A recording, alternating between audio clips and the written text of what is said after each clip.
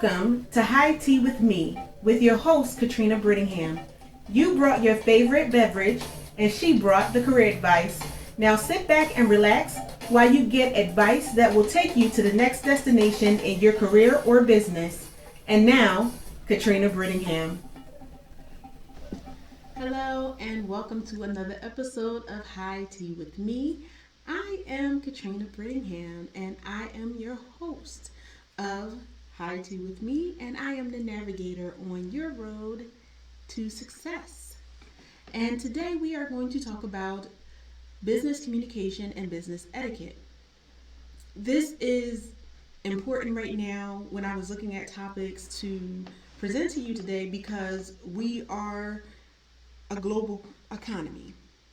And so you deal with different cultures on a regular basis, depending on the business that you are in different cultures. And you want to know how to communicate effectively.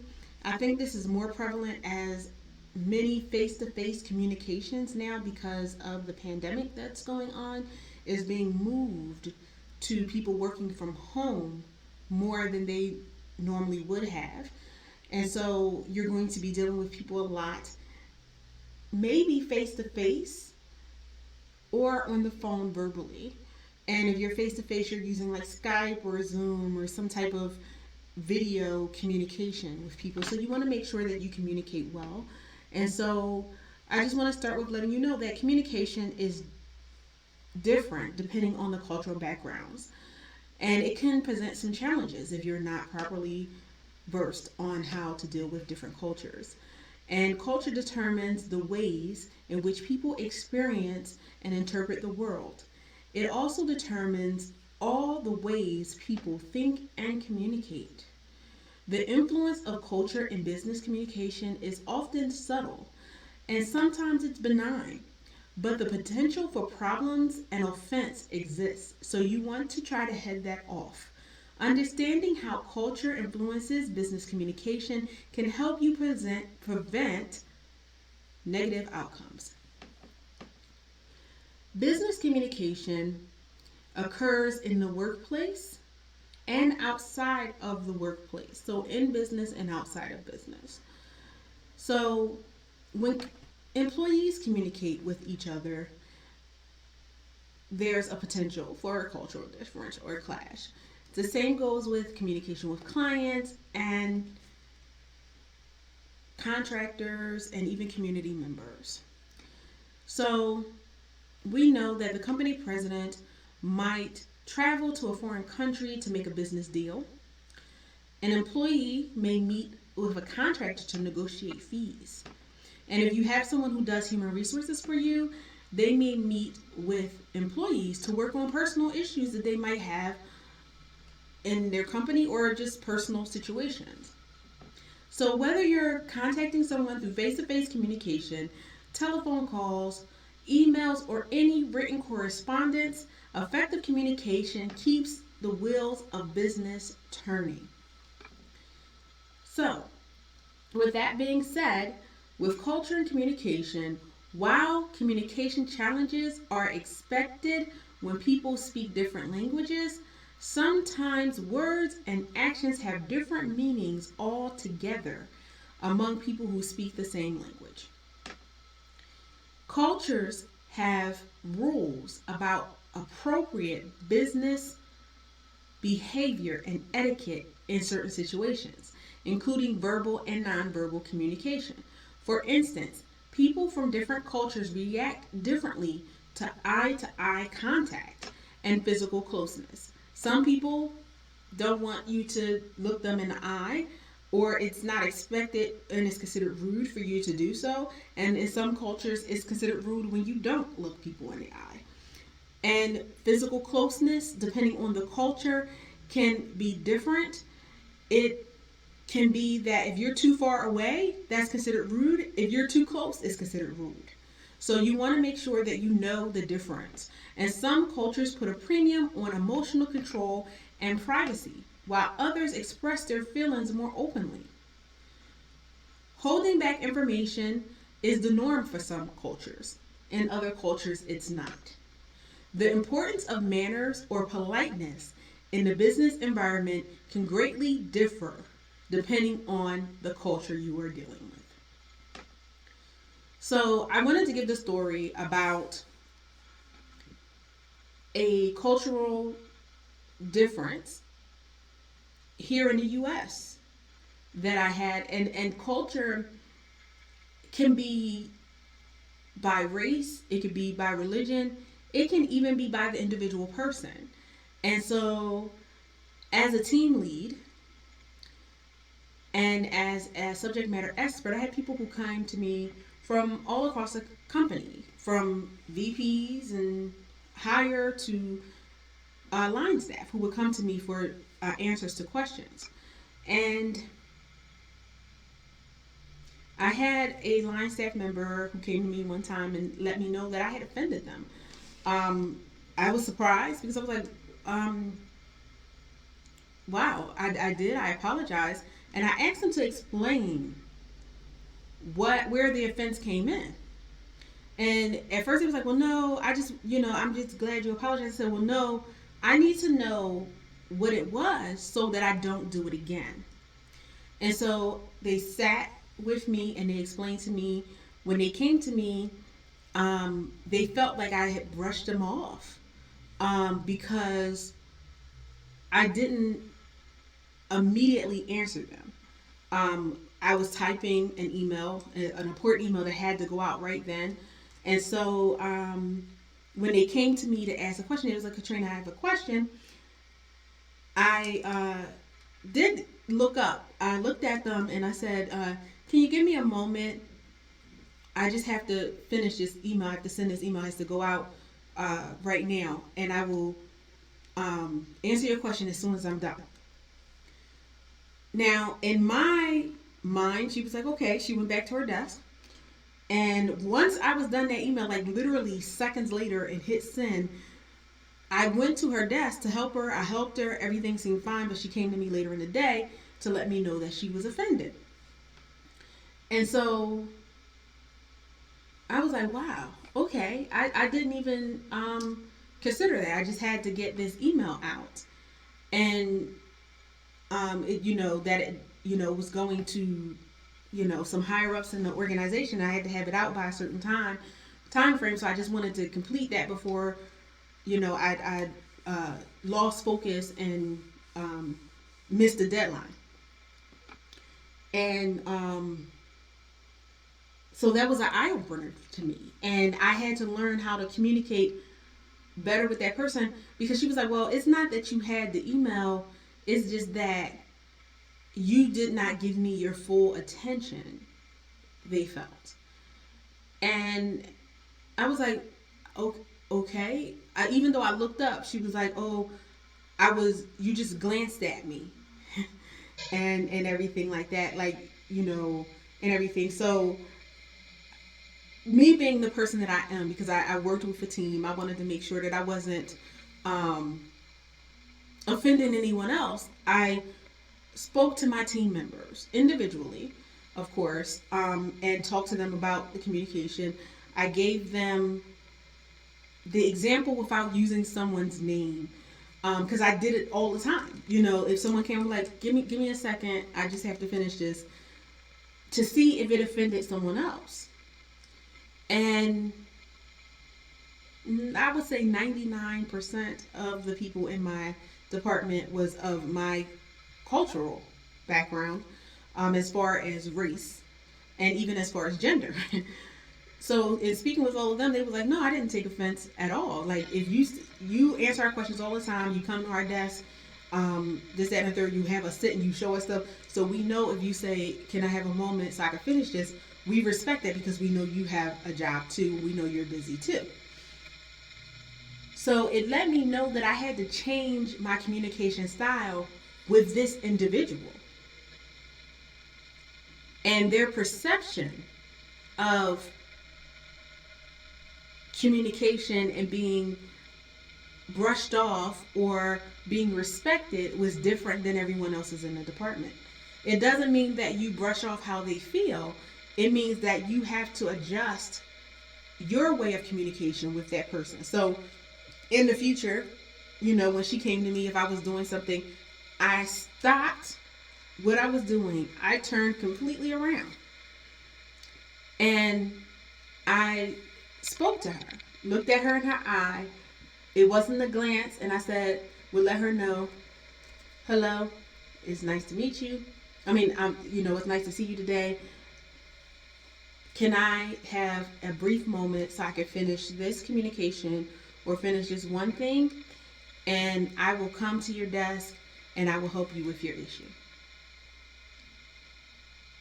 Immediately, there was a difference because I didn't notice it at the time, but looking back and reflecting and seeing the difference in her response to me, I said the same thing, but my body language was different because now, even though I was telling her I would get back to her because I had something to do, in that moment, I gave her my full attention.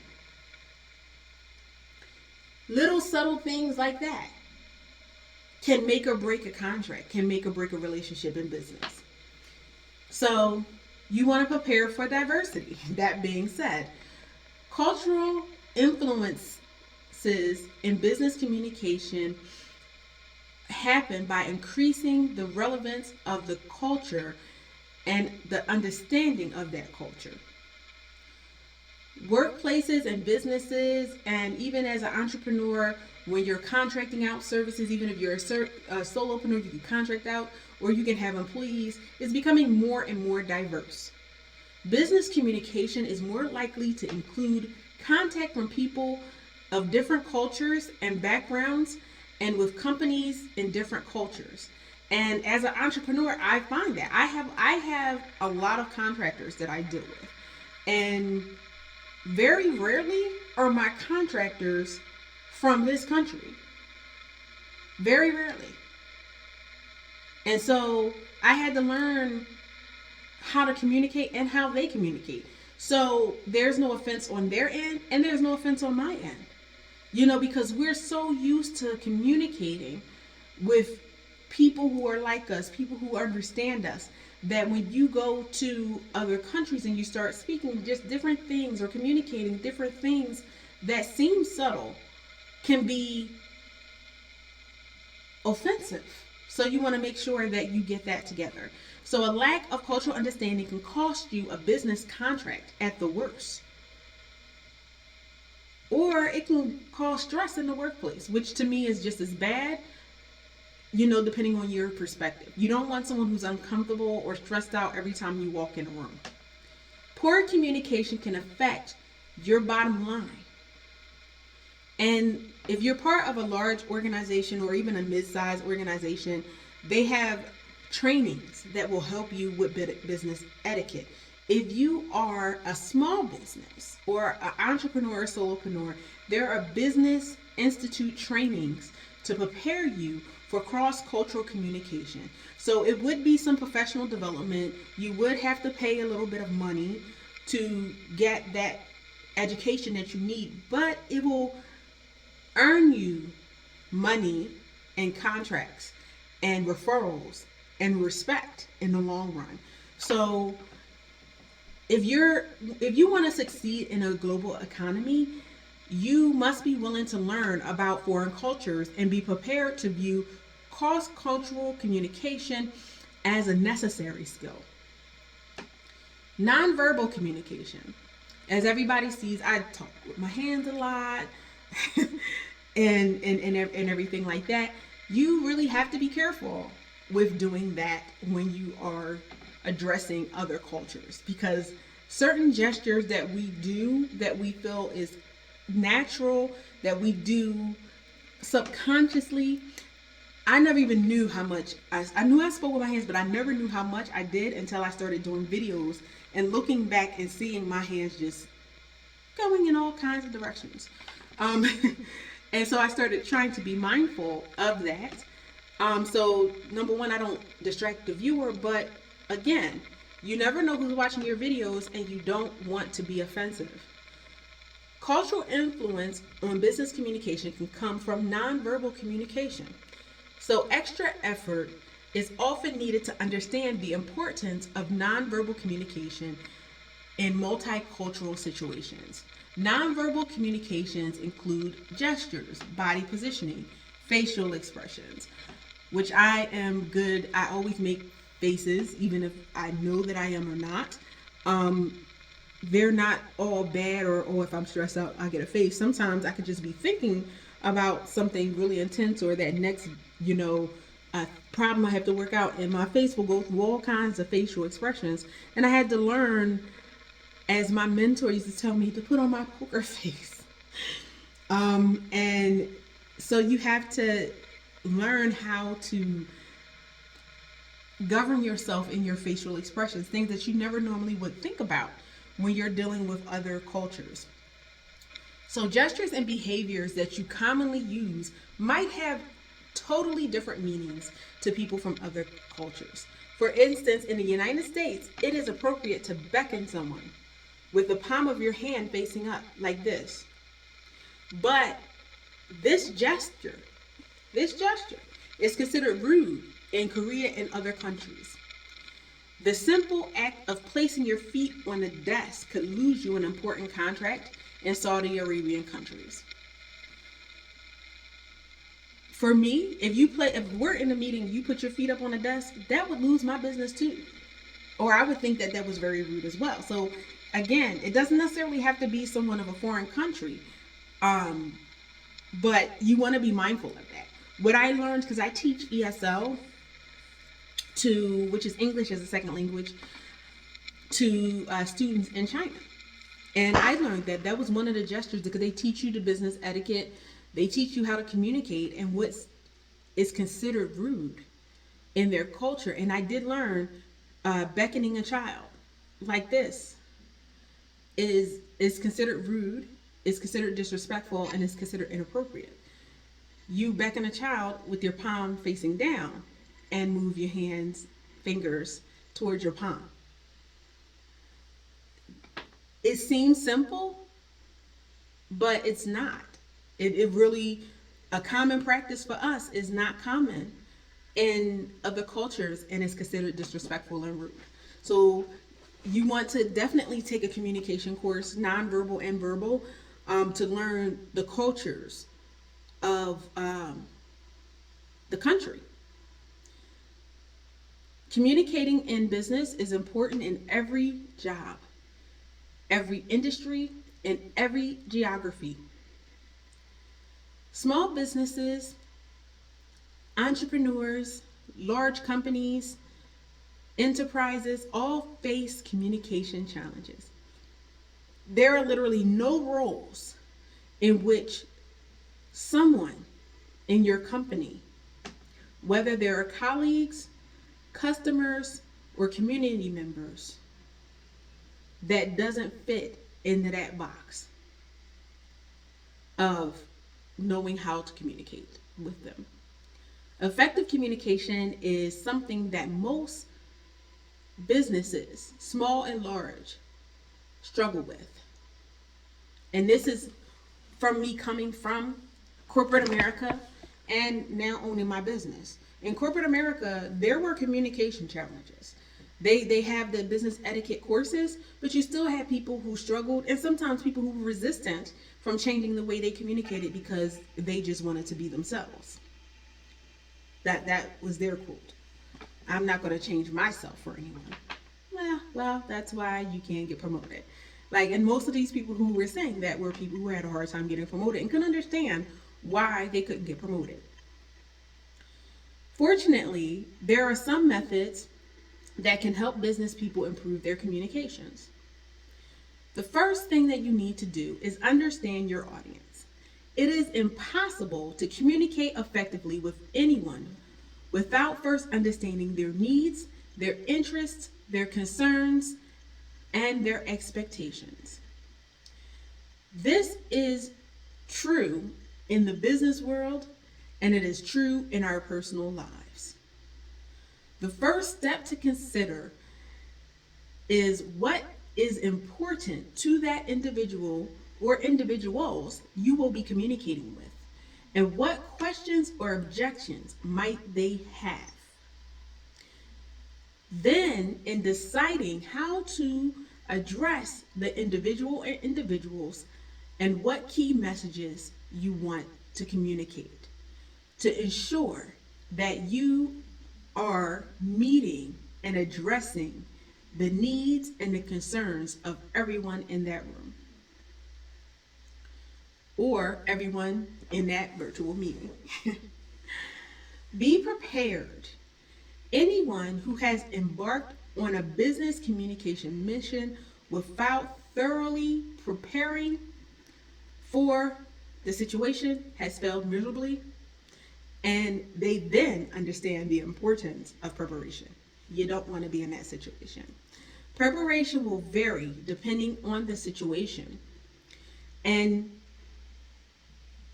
in conducting an annual performance review, responding to a customer complaint, making a request for a pay increase, and delivering a business presentation.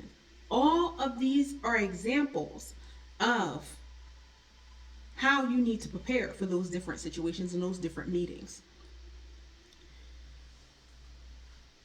That preparation should include thinking about the message you wish to convey, possibly writing out a script to gather your thoughts before that meeting, and even practicing your communication with a friend who is a business professional or has some business acumen, a colleague, or a coach.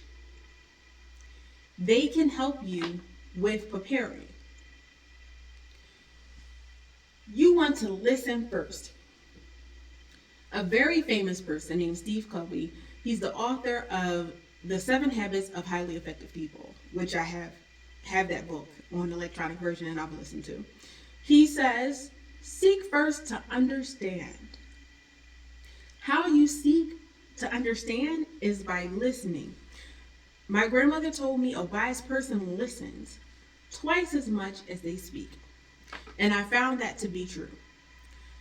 Effective business communication requires taking the time to listen to the other person's perspective. Start the conversation by asking questions and listening attentively and actively to them before you provide a response.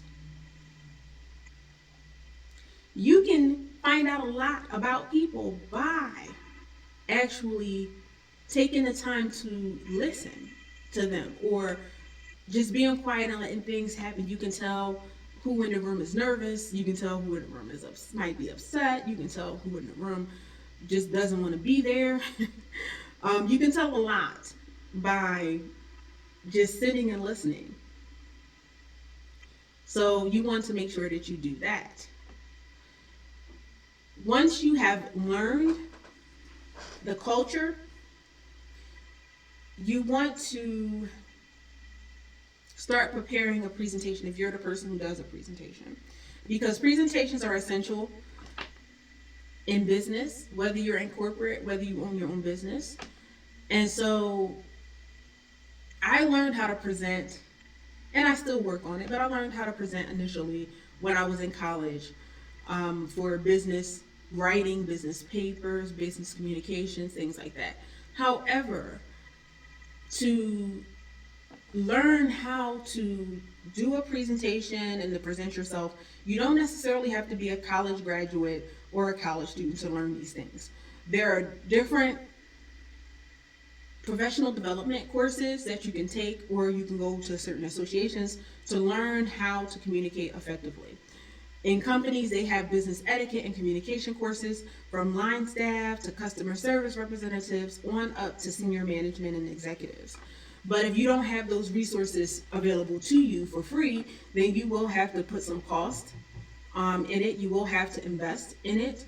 And you can do that by paying a fee and going to take a course or go to a workshop. Social media. Let's talk about social media. And social media sites such as Facebook, LinkedIn, and Twitter are relatively new when it comes to business communication, when you talk about business communication as a whole. And it has evolved since it started. And so business professionals who once solely used traditional means of communication, such as magazines, press releases, um, letters for communication with their stakeholders, now find the need to use social media because everyone's on social media. And there are techniques that vary depending on the need of the business and also the platform that is used. So you want to tailor your presentation for the appropriate use of social media in your business communication strategy.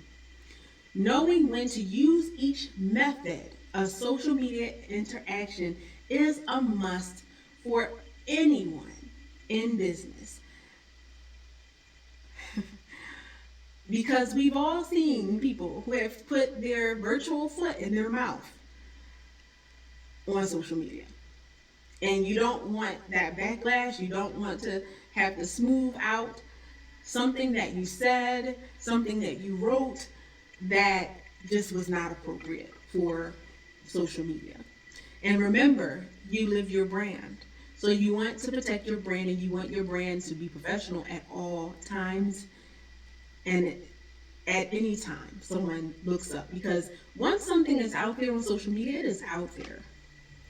And someone can Google you 10 years later and you can lose a current contract based on something that was written years and years ago. You can lose a current contract for something that you currently say. You can lose the respect of your sponsors, your advertisers. You can offend a large group of people just because you were not mindful of what you said. So, you want to decide whether you want to present yourself in a certain manner. You have to decide if you want to be an international business person. If you're doing a speech, most speakers now, again, because of the virtual world, you are all over the world in a shot. So you want to make sure that you are meeting the culture that you're trying to hit and then limit the amount of offense that you have for other cultures when you are speaking online. If you are a speaker that travels by plane, by boat, by whatever means of transportation you get to go to another country, you want to make sure that you are prepared to present yourself and your brand in a way that is professional from the time you enter that country. That means it could be the crossing guard, it could be the bus driver, it could be the customs agent. You want to make sure that you are presenting yourself and your brand in a professional way. So just to sum up, because we are nearing the end of this session, is that number one, you want to prepare. You want to learn the culture that you are going to be dealing with. You want to be mindful of what gestures. When you look up communication, it's not just writing, it's not just about being in the boardroom. It is about your facial expressions, it's about your gestures, it is about your body language, how you sit. It is everything. It's your dress. As we know, even in our culture, and even in the US, there are different dress codes for different things. You will be perceived in a certain way if you dress a certain way. And when you go to another country, certain ways of dressing is not just seen as disrespectful, it's unlawful. In certain cultures, you must have your head covered as a woman. Not show your hair at all. Whether you have long hair or not, you need to figure out how to cover it up. Having your cleavage too low could be disrespectful. Having your skirt too short can be disrespectful. Wearing pants can be considered disrespectful, depending on the culture. So you want to make sure that you know what it is. And being a man, I actually don't know what the dress code is for a man. maybe I need to look it up as a business professional.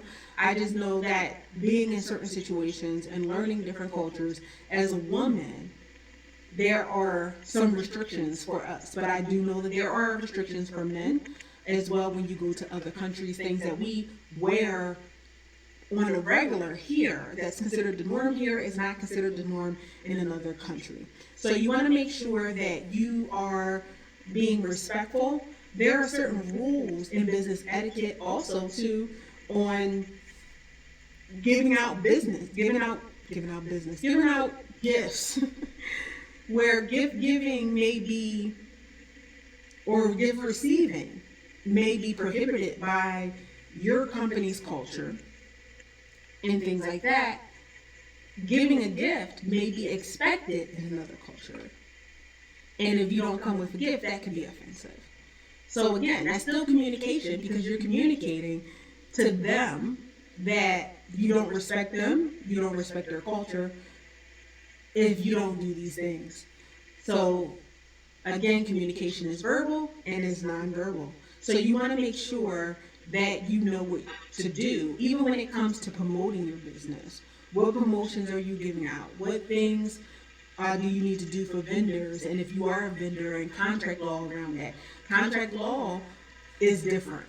So you want to make sure that you're doing the right thing. Props that you have, if you go to another country, if you use a little piggy puppet, guess what? You might not be able to use that little piggy puppet in some cultures because it can be offensive. So you want to make sure that, and this is just an example, it might be other puppets or animals or, things like that you can't use, or pictures of certain animals and symbols and things like that. So that's why you want to do your research. And we are at the top of the hour. I just wanted to take some time to just talk to you about something I'm very excited about. I have my book coming out, Why Not Me, in the next couple of days. It will be available on Amazon.com, and it is available in paperback form as well as on Kindle, electronic form. And you can go to Amazon.com and search for Katrina Brittingham, and you'll see that book along with the other 2 books that I've written. If you want to pre-order, you can go to www.gloriousworkspublishing.com.